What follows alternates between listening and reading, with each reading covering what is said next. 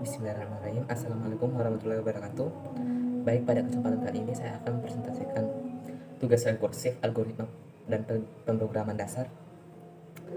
Baik, izinkan saya untuk memperkenalkan diri. Nama saya Jumali Ahmad Safi'i dengan NIM 2102095000031, kelas P3C 2021. Baik, langsung saja kita masuk ke pembahasan materi. Nah, apa sih itu rekursif? Dalam bidang informatika dan matematika, definisi rekursif yang sering digunakan dalam fungsi suatu fungsi dikatakan rekursif jika definisi fungsinya mengacu pada dirinya sendiri. Sebelum membahas tentang rekursif, mari kita bahas sejenak tentang fungsi iteratif. Iteratif adalah perulangan yang melakukan terhadap sekelompok instruksi di mana perulangan tersebut akan berhenti jika batasan syarat tidak terpenuhi. Contoh fungsi iteratif antara lain adalah perulangan for dan while yang sudah kita pelajari sebelumnya. Fungsi rekursif adalah fungsi yang mengulang dirinya sendiri. Fungsi ini memanggil dirinya sendiri untuk melakukan proses berulang-ulang. Kasus sederhana yang sering muncul adalah proses berulang-ulang menghitung hasil faktorial. Misalnya adalah faktorial dari 4 adalah 1 kali 2 kali 3 kali 4. Dari proses itu kita ketahui bahwa untuk menghitung faktorial 4 manualnya adalah seperti 1 kali 2 sama dengan 2. Lalu hasil 2 ini dikalikan 3 sehingga hasilnya adalah 6. Lalu hasil 6 dikalikan lagi dengan 4 sehingga hasilnya adalah 2, 4. Nah, inilah yang dinamakan rekursif. Hasil dari proses awal digunakan lagi untuk proses awal, digunakan lagi untuk proses berikutnya sampai batas yang diinginkan. Di dalam proses rekursif terdapat prosedur dan fungsi yang harus dipanggil lewat pemanggilan prosedur atau fungsi itu sendiri. Rekursif ini dipakai karena memiliki kelebihan yaitu penulisan baris program dapat menjadi lebih singkat, tetapi memiliki kekurangan yaitu membutuhkan banyak memori karena setiap kali program bagian dipanggil oleh dirinya sendiri. Dibutuhkan sejumlah ruang memori tambahan. Proses yang bersifat rekursif terjadi apabila dalam sebuah fungsi ada instruksi yang memanggil fungsi itu sendiri, atau lebih sering juga disebut memanggil dirinya sendiri. Oke, next. Fungsi rekursif. Aturan dalam fungsi rekursif yaitu yang pertama memiliki base case, membuat progres menuju ke base case, asumsikan bahwa panggilan rekursif bekerja dengan baik, dan yang terakhir hindari menghitung sebuah penyelesaian dua kali. Selanjutnya, misalkan Tn adalah waktu untuk menyelesaikan masalah dengan ukuran input n, maka T1 atau 1 adalah quantum line unit ketika memproses base case. Ingat, konstanta tidak terlalu penting. Oke, Tn sama dengan 2 Tn per 2 tambah n. Dua buah pemanggilan rekursif masing-masing berukuran n per 2. Waktu yang dibutuhkan untuk menyelesaikan masing-masingnya adalah Tn per 2. Kasus ketiga membutuhkan On. Nah, seperti pada presentasi di samping, T1 sama dengan 1 sama dengan 1 kali 1, T2 2 kali T kali 1 tambah 2 sama dengan 4, 2 kali 2, T4 sama dengan 2 kali T2 tambah 4 sama dengan 12 sama dengan 4 kali 3, dan begitu seterusnya. Oke, salah satu konsep paling dasar dalam ilmu komputer dan pemrograman adalah penggunaan fungsi sebagai abstraksi untuk kode-kode yang digunakan berulang kali. Kedekatan ilmu komputer dengan matematika juga menyebabkan konsep-konsep fungsi pada matematika seringkali dijumpai. Salah satu konsep fungsi pada matematika yang ditemui pada ilmu komputer adalah fungsi rekursif, sebuah fungsi yang memanggil dirinya sendiri. Kode berikut memperlihatkan contoh fungsi rekursif untuk menghitung hasil kali dari dua bilangan. Misalnya kali A, B, return A, if B sama dengan 1 else A tambah kali A, B kurang 1. Nah, bagaimana cara kerja fungsi rekursif ini? Sederhananya, selama nilai B bukan 1, fungsi akan terus memanggil perintah A tambah kali A, B kurang 1. Yang tiap tahapnya memanggil dirinya sendiri sambil mengurangi nilai B. Mari kita coba panggil fungsi kali dan uraikan langkah pemanggilannya. Kali 2, 4. Dimana 2 tambah kali 2, 3. 2 tambah 2 tambah kali 2 kali 2, 2 tambah 2 tambah 2 tambah kali 2 kali 1, dan begitu seterusnya. Oke, selanjutnya fungsi. Perhatikan bahwa sebelum melakukan penambahan program melakukan pemanggilan fungsi rekursif terlebih dahulu sampai fungsi rekursif mengambil nilai pasti 2. Setelah menghilangkan semua pemanggilan fungsi, penambahan baru dilakukan mulai dari nilai kembalian dan fungsi yang paling terakhir.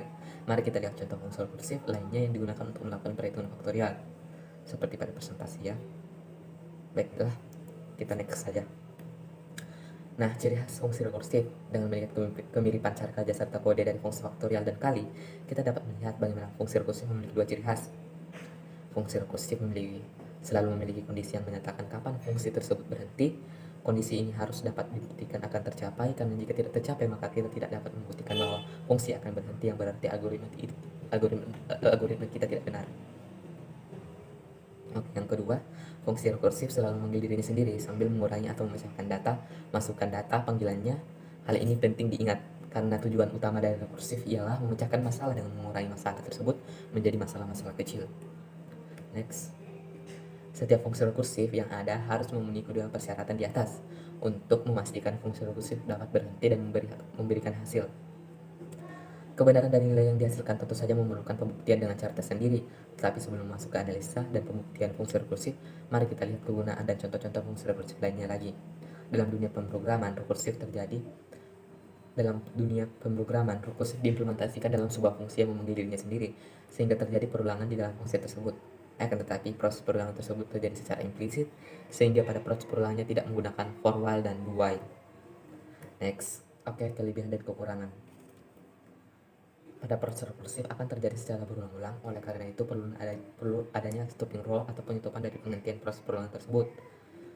Nah, kelebihannya yaitu program lebih singkat, pada beberapa kasus lebih mudah menggunakan fungsi rekursif, lebih efisien dan cepat dibandingkan proses secara iteratif. Kekurangan memakan memori lebih besar karena setiap bagian dari dirinya dipanggil akan membutuhkan sejumlah ruang memori untuk penyimpanan. Rekursif seringkali tidak bisa berhenti sehingga memori akan terpakai habis dan program bisa hang. Next. Nah, contoh rekursif. Bahasa pemrograman C++ mendukung penggunaan rekursif. Penerapan fungsi ini juga cukup banyak, yang paling sering misalnya untuk mencari nilai pangkat dan menghitung nilai faktorial. Kali ini saya akan membagikan kepada teman-teman bagaimana contoh penerapan fungsi rekursif pada C++ melalui dua contoh sederhana berikut. Yang pertama, menghitung nilai faktorial dengan rekursif. Nah, programnya seperti pada presentasi ya. Plus include, using namespec, memasukkan long integer faktorial, integer main, dan sebagainya. Kita next saja. Nah, pada contoh yang pertama, kita akan mencari nilai faktorial dari nilai yang dimasukkan oleh pengguna. Program di atas saya membuatnya lewat aplikasi dev C++. Header yang saya gunakan hanya isstream terkait input atau output ada program. Karena jenis program yang saya buat adalah program sekuensial, maka saya perlu inisialisasi fungsi rekursifnya di awal sebelum fungsi main. Pada fungsi main, pengguna akan memasukkan nilai dan disimpan pada variabel R. Nantinya akan dipanggil fungsi faktorial dengan nilai parameter yang dibawa adalah nilai R tersebut, lalu kemudian disimpan pada variabel hasil. Coba perhatikan pada fungsi rekursifnya. Nah, seperti pada presentasi di atas. Long integer faktorial, if A sama dengan 1, return A S, return A faktorial A kurang 1. Next. Di sini kita membuat fungsi rekursif di mana jika nilai yang dimasukkan adalah 1, maka nilai balik return value adalah nilai itu sendiri. Sementara jika tidak, maka akan dihitung menggunakan rumus faktorial A kurang 1. Hasil outputnya seperti pada gambar di presentasi ya. Kita next saja. Nah, contoh 2, fungsi rekursif untuk menghitung pangkat. Nah, programnya seperti pada presentasi, masukkan include, using namespec, long integer pangkat rekursif, integer main, dan sebagainya. Nah, pada contoh rekursif C++ yang kedua adalah untuk menghitung pangkat. Pengguna akan masukkan nilai X dan Y, lalu kemudian nilai X angkat dipangkatkan dengan nilai Y. Jika kita lihat pada fungsi rekursifnya, integer pangkat rekursif, integer X, integer Y, if Y sama dengan 0, return 1, S return X kali pangkat rekursif, X, Y kurang 1. Nah, next. Di sini kita membuat fungsi dengan nama pangkat rekursif dengan menggunakan dua parameter yaitu nilai X dan Y. Jika nilai Y yang dimasukkan adalah 0, maka akan diset nilai baliknya adalah 1. Namun jika tidak, maka fungsi tersebut diset nilai baliknya di mana nilai X akan dikalikan dengan nilai Y kurang 1. Hasil outputnya pada gambar presentasi ya. Nah, di sini kita mendapatkan tugas membuat program berdasarkan algoritma menggunakan cara rekursi untuk menampilkan perkalian 3 buah bilangan di mana ketiga bilangan tersebut nilainya diinputkan berdasarkan soal. Langsung saja, sesuai struktur membuat program. Pertama, kita masukkan nilai include isstream, selanjutnya using namespec, titik koma, double perkalian, integer A, integer B, dan integer C, titik koma. Selanjutnya, masukkan nilai main, kurung kurawal, masukkan integer bilangan 1, bilangan 2, bilangan 3, titik koma, cout, operator insertion.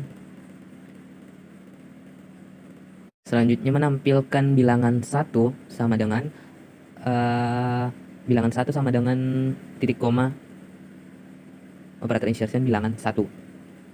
Selanjutnya cout operator insertion bilangan 2, titik koma, share, operator insertion bilangan 2, titik koma.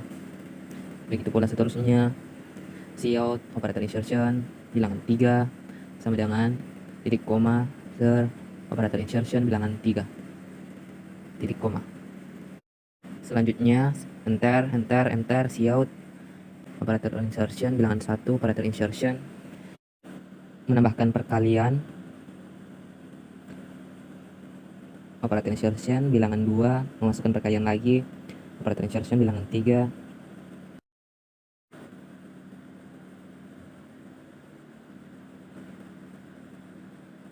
terus operator insertion perkalian, menuliskan perkalian bilangan 1, bilangan 2, dan bilangan 3, kurung awal, titik koma, menuliskan sistem, pause, titik koma, enter, double perkalian, integer A, integer B, dan integer C. Enter, kurung awal, return A kali B kali C, titik koma. Oke, selanjutnya mari kita coba compile dan run. Hasilnya akan seperti ini, dengan memasukkan nilai bilangan 1, 2, dan 3, sehingga hasilnya seperti ini. Nah, kesimpulan yaitu fungsi rekursif merupakan salah satu konsep yang penting untuk dikuasai. Hal ini dikarenakan fungsi ini memiliki sangat banyak implementasi, yang dalam hal ini adalah implementasi dengan algoritma. Secara umum, fungsi rekursif memiliki algoritma yang lebih mudah dipahami dan dibuat tetap membutuhkan penggunaan memori yang besar. Dan dari contoh yang sudah kita bahas di atas, dapat saya simpulkan bahwa fungsi rekursif memungkinkan untuk dapat mengunduh dirinya sendiri. Rekursif dapat menyelesaikan persoalan terkait iterasi, namun diperlukan pendefinisian yang jelas untuk menentukan keadaan iterasi tersebut berhenti. Baik, terima kasih. Itulah hasil pemaparan dari saya. Lebih dan kurangnya mohon dimaafkan. Assalamualaikum warahmatullahi wabarakatuh.